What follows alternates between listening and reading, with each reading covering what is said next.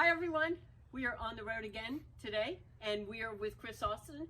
Chris was our Best in Show winner for the CVAS virtual show this year, and he's got a fantastic story about this car behind us, and we're going to get to all of that, but we want to start with... I want to say thank you for Chris coming out to see us, and also just tell us something about the car. What did everybody love about this car, and what year is it? It's a 67 Mustang Coupe. I think everybody likes the car because it's home built. It's got a huge motor in it. It's loud as snot, and it came out a lot nicer than I ever anticipated. It started out as a race car, and it just got too nice. So. All right, and then let me ask you one more thing with the virtual show, because we had to cancel the real show, so we went virtual this year. You got in early on this. I mean, you were one of the first ones to put a post up there, and you actually followed all of the directions that I laid out. So rules is rules for a lot of people. Not many people did that. Yeah. Unusual there for me. I mean, reading directions and following are two different things. So I just saw it, and it looked like a kind of a cool thing. And I'm always kind of jumping into the car show. I'm not a car show guy. More of a drag strip, cruise kind of person, and a lot of it has to do with. I like doing my own work and building my own cars, and I see a lot of guys at shows who bought it, brought it, and I'm like, yeah, I like to just at least show off what I did and see how it goes. And I was shocked when Best in Show. I'm like, you got to be kidding me. Yeah, I never expected that in a million years. Right. Well, I mean, I'm the one who kind of runs that page and all that stuff. So I was watching them as they all came in. There were some great cars out there. There's some great builds, but again, the story, I mean, that you laid out for us, every picture had a can't make it up. So we're excited to tell our viewers about some of the backstory on this car here, and we encourage you guys to watch the whole thing. It's going to be a lengthy video today. I think that's one of the things that if our followers who have been following us know that it's not just about the car, it's about the story that's behind it and a lot of the history that's behind it, and the fact that, and we talk about this all the time, the relationships that are brought about from that hunk of metal right back there. We would have never met you had you not been in a virtual show with us. We're going to find out a bunch of things about you today, but we've done that the last 4 or 5 months now, where we've made some new friends and all that from that hunk of steel right back there. Yeah. That's a big thing. Thanks. Yeah, we also get a little peek at the other project over here. So this is a Cobra 2 that you have on stands over here. It is. This is a, what is this? What year? 77. That's a real Cobra. Everybody's like, oh, you're cutting up a Cobra. I'm like, yeah, Cobras. But, yeah, the Mustang but too is I've always loved those cars because they're tiny, and when they look really wicked when they're pro stock, the pro stocks back in the 70s and 80s. Right. So it's like I always kind of wanted one, and it fell into my lap, and I had another one that was sitting there, a T-Bird, that it wouldn't fit my garage, so I got rid of it. I said I got to go smaller, so that's actually the smallest car I could get. But that's my daughter's wanted a bracket car. That was what the T-Bird was for. They got into other things, and I said, you know what, I'm going to do one. And this, I'm getting tired of beating on this one. Everybody thinks I'm crazy for taking it to the track, so that's going to get beat on. There you go. All right, so stay tuned. We got more of this stuff coming. We're going to slice and dice this little interview up, and we'll see you guys in just a bit. All right, so here we are. We're on the road. Beautiful day, Thursday. We're out in Chesapeake, and we're standing here talking to Chris. We are in Dadden's hot rod shop, right? That's right. So, and that was because one of your daughters couldn't say Daddy, it was Dadden's. My oldest, she called me Daddum. But retired Coast Guard, thank you for your service. Thank you very much. It's good to be in the presence of other military. We were standing here talking with Chris, and we looked up and saw that he's got all his overhead labeled just as you would see in the ship. So there's quite the carryover from your shipboard days to being here in the garage. Quick, tell us what those numbering is all about. Ships are labeled by compartments and frames, and they're the center line left and right, and then from the stem of the ship all the way to the back by which frame. So each frame in the overhead is labeled with a number 1, 2, 3, 4, 5, and then left and right you'll see the 01 or the 4 and the 2s and the different numbers there.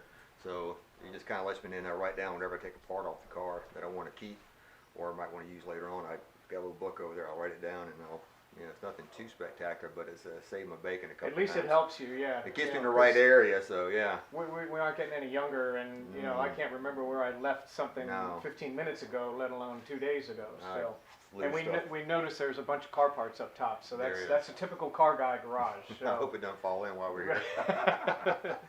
But so we're here because, as we know, we met Chris through our virtual online car show. He took Best in Show, And this car here has got quite the story behind it. So we know you told it on the site, and that's kind of what attracted us to this. Can you give us kind of a synopsis of the whole story behind it? Because it's got a very unique beginning, let's say, The for thumbnail. I was actually looking for a Nova or a Mach 1, and then I found this, and long story short, dealing with a guy, he didn't want to come off the price. It was a bracket car, and he's like, wanted to sell the whole thing. I'm like, no, I don't want the whole thing, just want the body. So he worked some prices out, and I said, well, let me drive it. And he goes, no, it'll get away from you. I'm like, you've been doing this for a long time, but okay. I said, well, you take me for a ride in it, and that's like I can hear it and see it and all that. So he took me for a ride. He did the perfunctory burnout and turned down this other road, and he laid into it, and it was going. And I don't know what he did, but all of a sudden it got loose, and it kept getting looser and looser. And I'm like, you're not getting this thing back. And we went kind of at a 45-degree angle into probably a ditch, 4 or 5 foot ditch with a big giant concrete culvert that hit right about here. Oh. And no, we weren't wearing any harnesses Right. or seat belts. And I remember seeing the mailbox coming out my head, and I'm like, this is going to hurt. And the mailbox went through the window, across the dashboard, and it was like slow motion. It was like the Matrix. The mailbox goes across him. He came over in my lap with the steering wheel broke off in his hand before he punched a hole in the windshield with his head. And I was like, and then it died down. That was the climax of it all. And I sat there and it's smoking and stuff, and I'm thinking, well, they're going to come out of the house really pissed off because this is a nice house. And so I started climbing out the window. I said, well, good news is I'm not going to sue you. Bad news is I don't want your car. He goes, well, can you at least go with me to get my trailer and push it on the trailer? I'm like, sure enough. So we go get his trailer, and he has to drive it with a pair of vice grips because the steering wheel broke off. And I get home, and I started looking at the parts catalog, and I knew it was just sheet metal and cosmetic. And I'm like, I called him up and said, what do you want for it? He goes, what do you give me for it? So I give you 25 now. He wanted 7. That was the price we got down to, 7,000. I'm like, I said, 25. Okay. He said, I'll do 25. I said, can you bring it to me? He goes, yeah, I'll bring it to you. Then by the time he got there, he thought about something. We negotiated some more and got it for 3,000. We kept some stuff, and he kept some stuff. But and then it sat for a while, and I repaired it where I could drive it, and drove it for a few years. Then we moved up here, and when I retired from active duty, I stripped it down, and Here we are today. It took 6 years to do it. Here Right, it is. Right. So So can you step us through a little bit front to back here on what you got going on? as far as the motor. As far as motor and the drivetrain. Yeah, there's a story there too, because it started out as a regular street car and wound up through reading magazines and stuff that the big block was kind of a cool motor, and I wanted to do something different, so I wound up with a 521 big block, the Kazi head, solid roller cam, and I had some specific goals of at least 700 horsepower, and it met that way in spades. So wanted to run a stick shift, so put a clutch into it with a Jericho transmission, DR 4-speed, and it's got synchronizers for downshifting.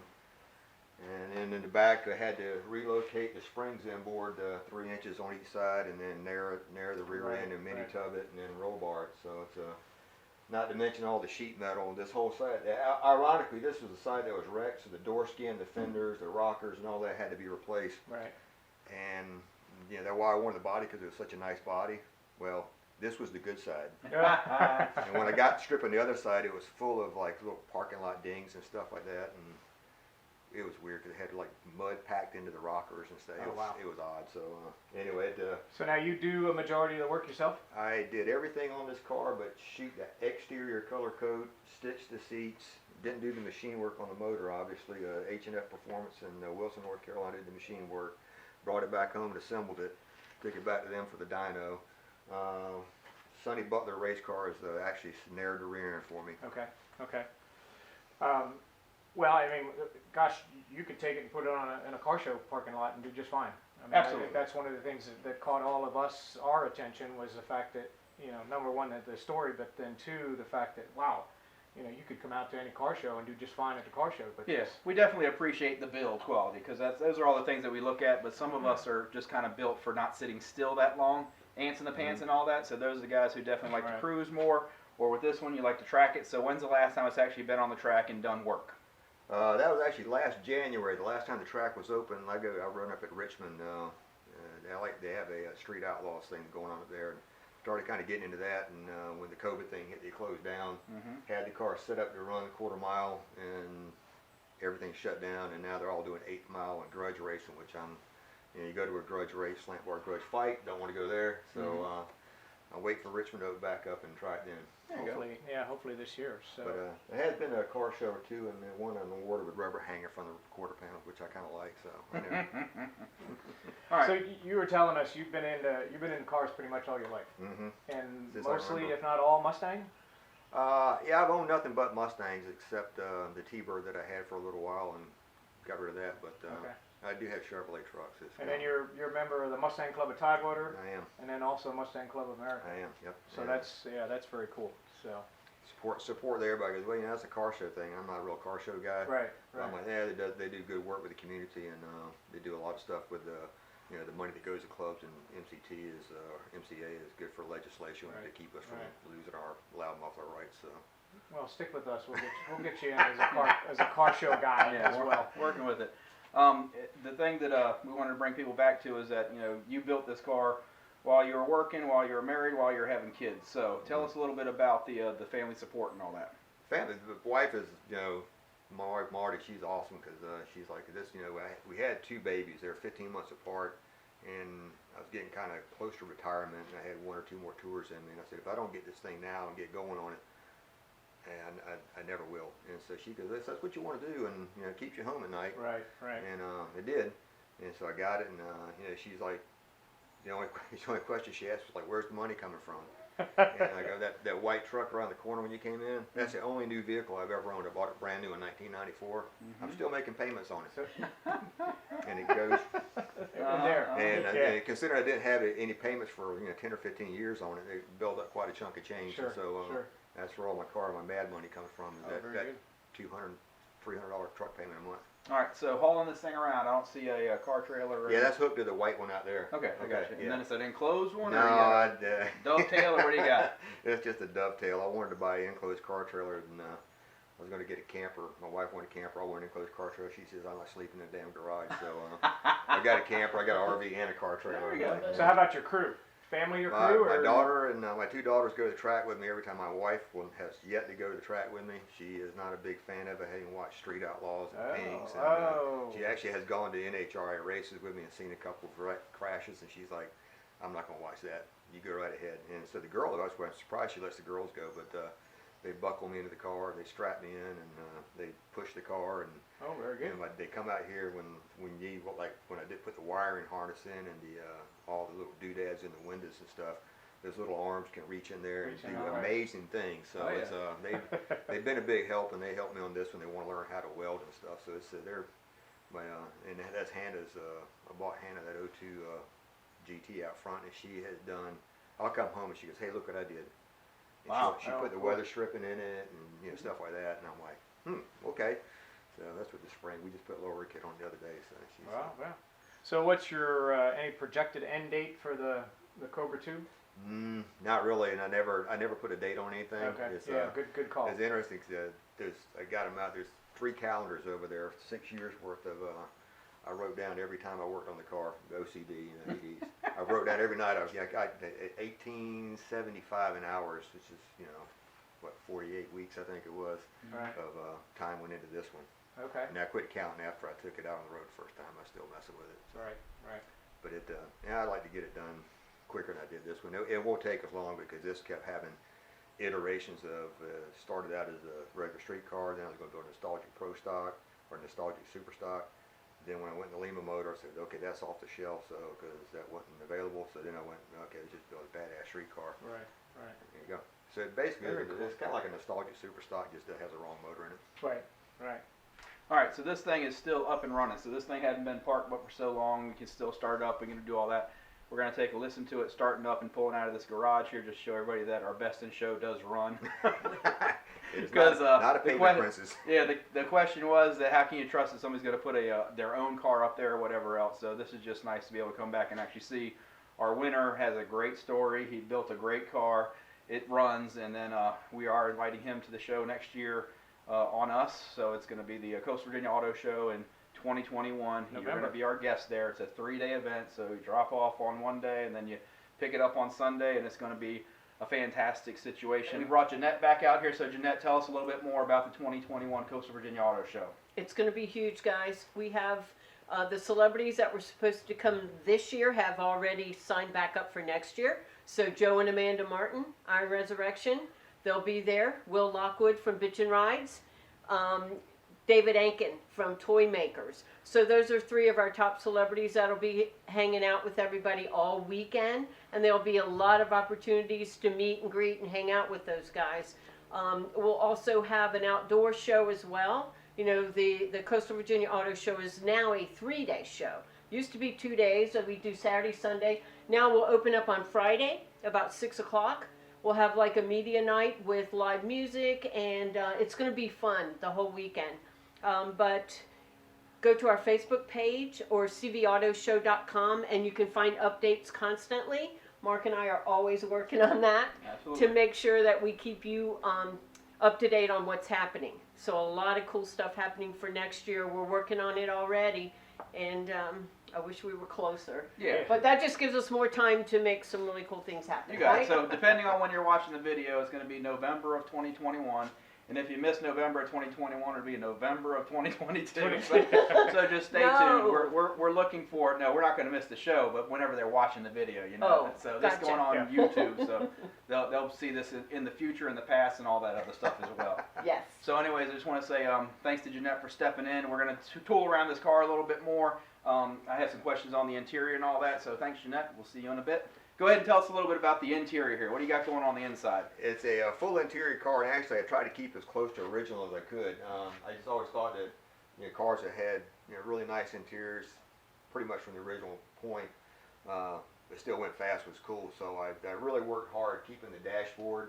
It's got the 67 Mustang aluminum dashboard in it. All the gauges are in it. Right. They don't work. They could, but they don't.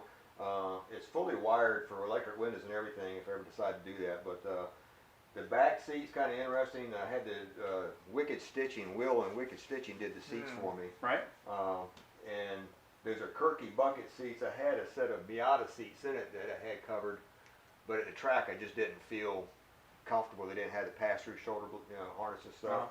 So I went with these Kirkys, and I actually put them in. So I put one in because I didn't think they'd be comfortable. Way comfortable. So I went ahead and bought another one, and my wife goes, "Wow, I like these." So there we go.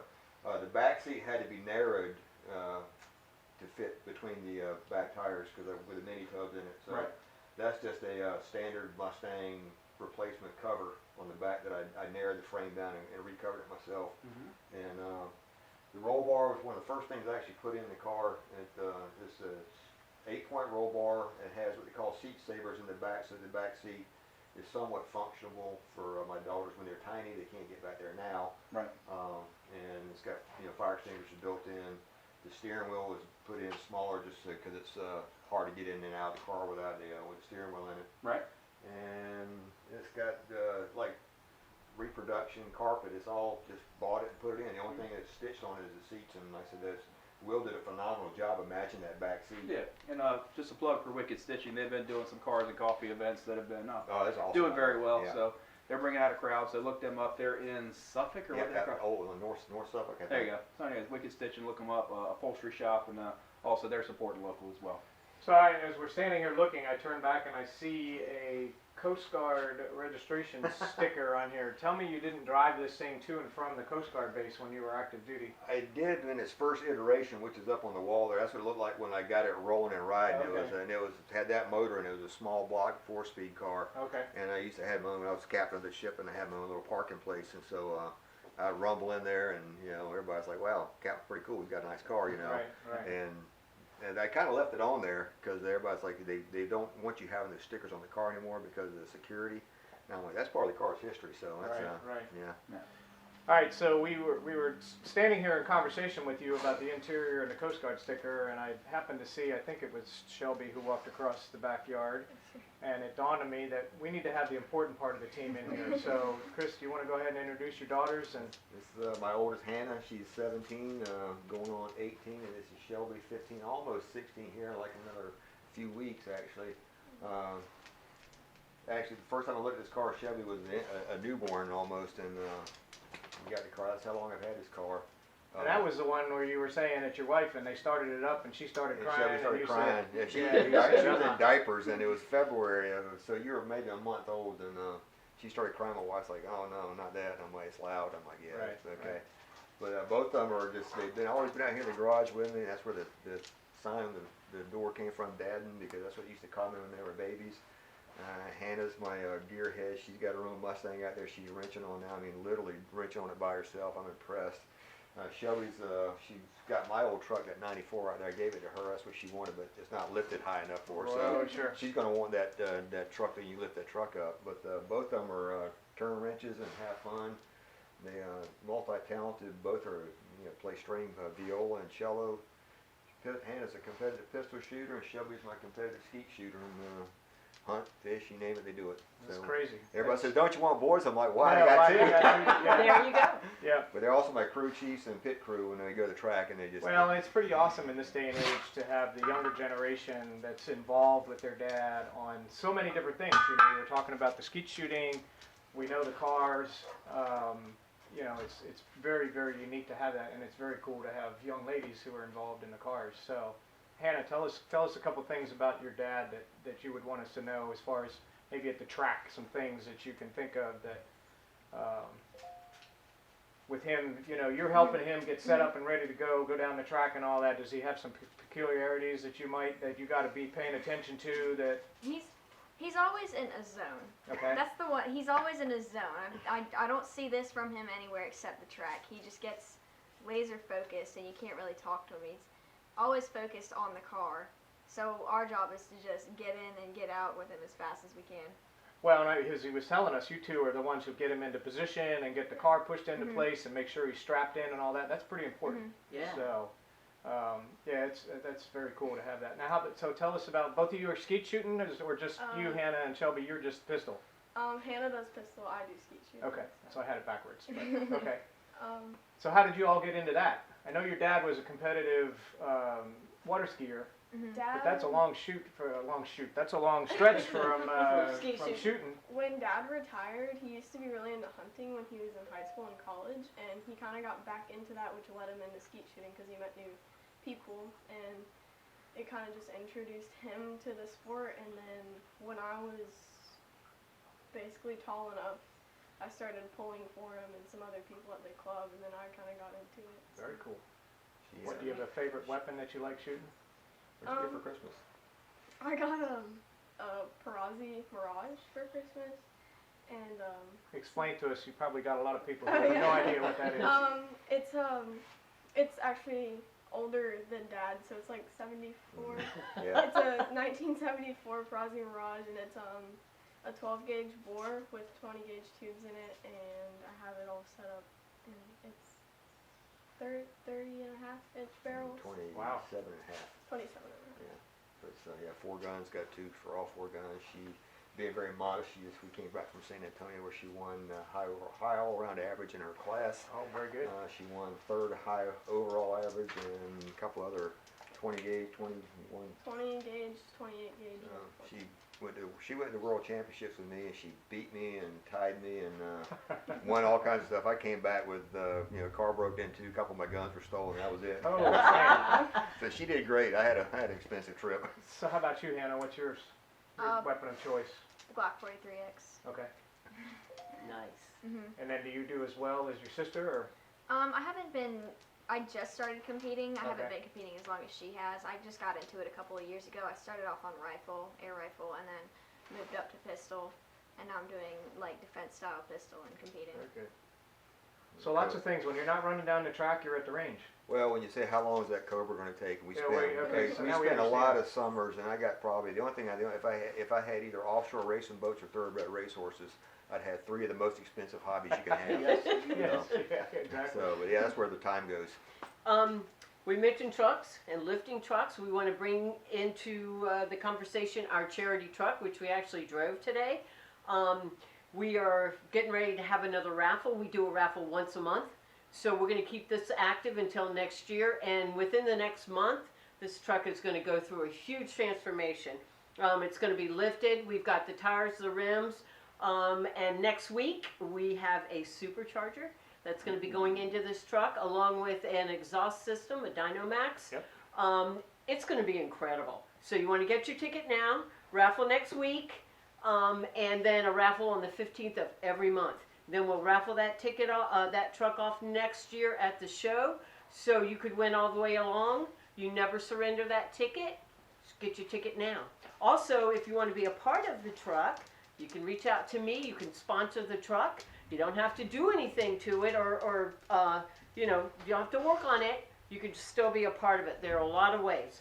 You can find my information on cvautoshow.com or on Facebook, and reach out. Let's get involved. I think one of the things we're trying to do with this truck, and we've been successful so far, is that this truck is a charity truck, and all the proceeds are going to the American Cancer Society. 100%. So that's why we want more and more sponsors. You can get your name on the side of the truck. You can get your name publicized, just like we're talking right now.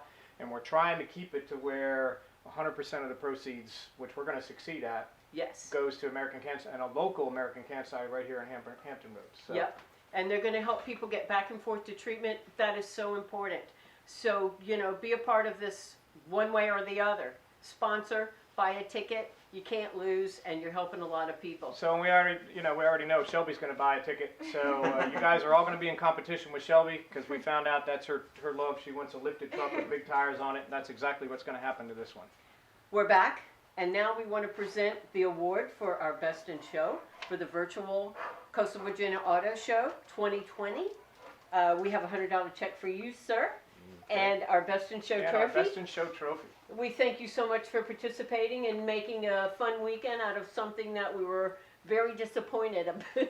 We were very I'm gonna upset give about that. right back to you and put that into your charity. Put Nice. that into your Oh.